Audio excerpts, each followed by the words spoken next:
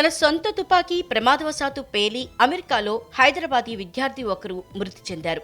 జార్జియాలోని అట్లాంటాలో ఉన్న కెన్నెసా స్టేట్ యూనివర్సిటీలో ఎంఎస్ రెండో ఏడాది చదివే పాలవాయి ఆర్యన్ రెడ్డి ఈ నెల 13న మృతి చెందగా విషయం ఆలస్యంగా వెలుగులోకొచ్చింది. కుటుంబ సభ్యులు తెలిపిన వివరాల ప్రకారం ఉప్పల్లోని ధర్మపురి కాలనీలో నివసించే పాలవాయి సుదర్శన్ రెడ్డి, గీతా దంపతుల ఏకైక కుమారుడు ఆర్యన్ రెడ్డి గత ఏడాది డిసెంబర్లో ఉన్నత చదువులకు అమెరికా వెళ్లాడు. ఈ నెల 13న స్నేహితులతో కలిసి తన పుట్టినరోజు వేడుకలు జరుపుకున్నాడు. అదే రోజు ఆర్యన్ ఉండే గది నుంచి తుపాకీ శబ్దం వచ్చింది. స్నేహితులు వెళ్లి చూసేసరికే అతడి ప్రాణం పోయింది.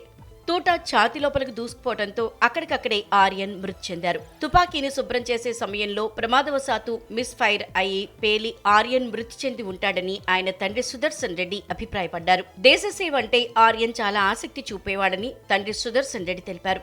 ఆర్మీలో చేరతానంటే తామే వద్దని వారించామన్నారు.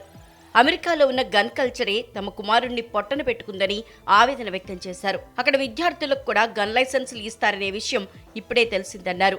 ఆర్యన్ రెడ్డి ఈ ఏడాది ఆగస్టులోనే హంటింగ్ గన్ కు లైసెన్స్ తీసుకున్నారు. ఇందుకోసం ఓ పరీక్ష కూడా రాశారు.